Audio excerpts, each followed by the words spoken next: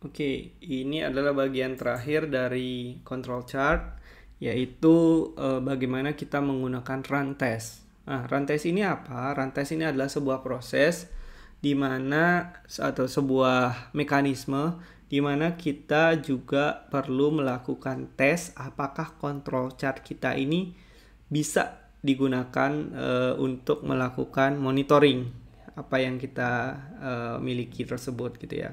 Jadi meskipun control chart tersebut memiliki kemampuan untuk menunjukkan hasil proses di luar control limit, tapi data sampel yang kita ambil bisa saja sudah punya hasil non-random begitu ya.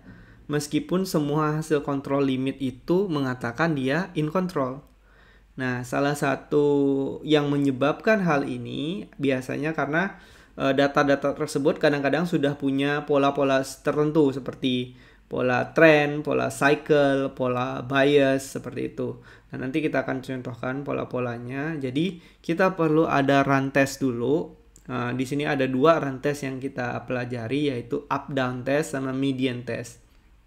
Oke, untuk menguji apakah control chart kita ini punya pola-pola tertentu gitu ya. Nah, di sini kita lihat contoh pola-pola misalkan tren gitu ya. Jadi kalau dia tren itu ada tren naik, ada tren turun. Kalau tren naik berarti begini kan ya.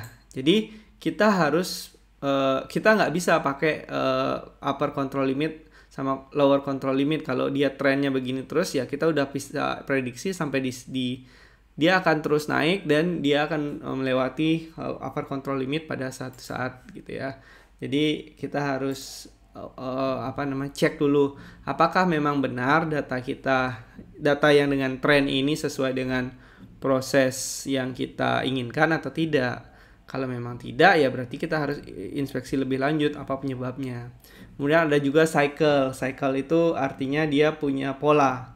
Nah, ini misalkan contohnya polanya turun, habis itu naik, habis itu turun, habis itu naik lagi, habis itu turun lagi. Nah, ini ada cycle-nya gitu. Nah, kita harus tahu proses kita memang ada cycle-nya kah atau itu adalah sesuatu yang harus kita analisa lebih dalam begitu. Nah, begitu juga nih ada bias, ada dispersion gitu ya. Jadi kita coba fokus ke yang trend sama cycle ini kita bisa pakai. Ada dua jenis tes yaitu A/B test sama A/B itu untuk mengetes median gitu ya, apakah dia berada di above apa below. Kemudian up down itu adalah ya up down test tadi yang saya ceritakan. Jadi langkah pertama adalah kita melakukan labeling begitu ya.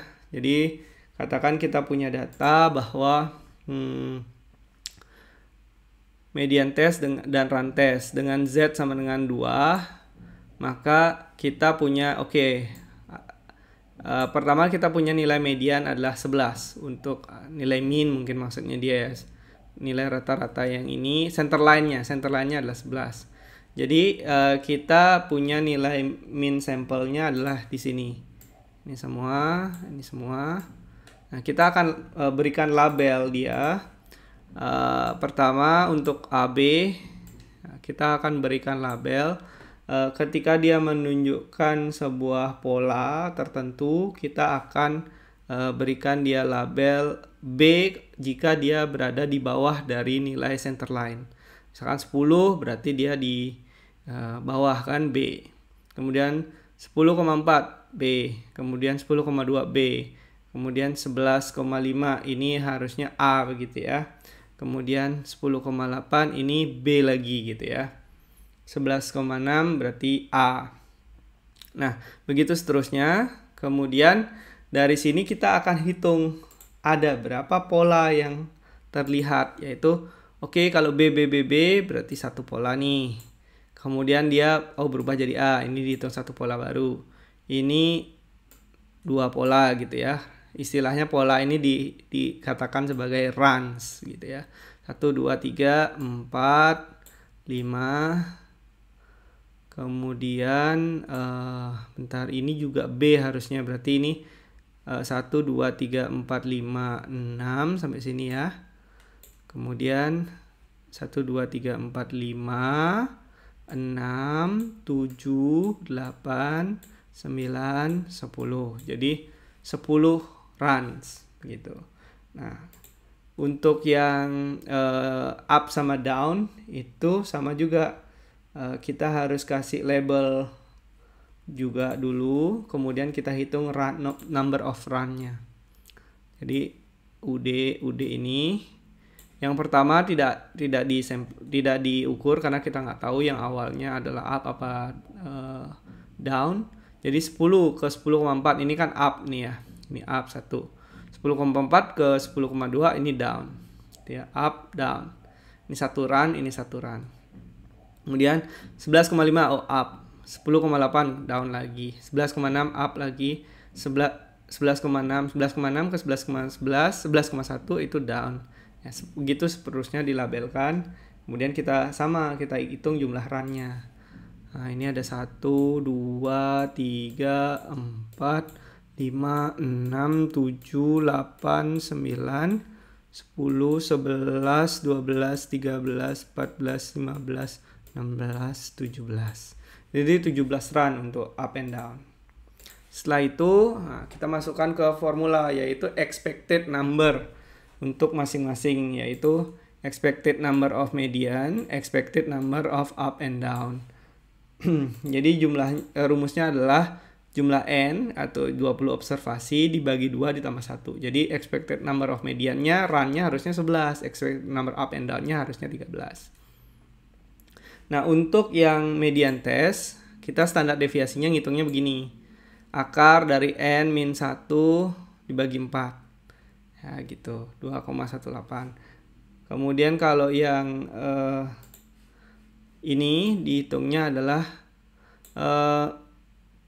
akar 16 min 29 dibagi 90. Nah, ini rumusnya ada di buku, bisa dilihat. Kemudian berikutnya rumus standar deviasi ini dan ini bisa dilihat di buku. Kemudian, nah dari situ kita akan menghitung nilai Z-testnya, gitu ya. Nah, Z-testnya sederhana, 10,1 min 2 dibagi, nanti 10 dikurangi 11 dibagi 2,18. 11 ini adalah expected mediannya. Nah, kita dapat 10 run tadi dibagi 2,18. Kemudian 2,18 itu standar deviasinya. Kemudian ini dapatnya min 4,6. Kemudian yang untuk up and down test 17 min 13, 17 ini nomor run yang kita miliki, 13 ini expectednya dibagi 1,8. Ini standar deviasinya juga segini. Nah, jadi di sini bagaimana menguji Z-testnya? Jadi dia harus berada di plus 2 dan minus 2. Antara itu di range itu, karena kan tadi kita pakai 2 sigmanya begitu ya. Jadi di sini kita bisa lihat bahwa yang ini yang ini masih in control median testnya. Kemudian tapi yang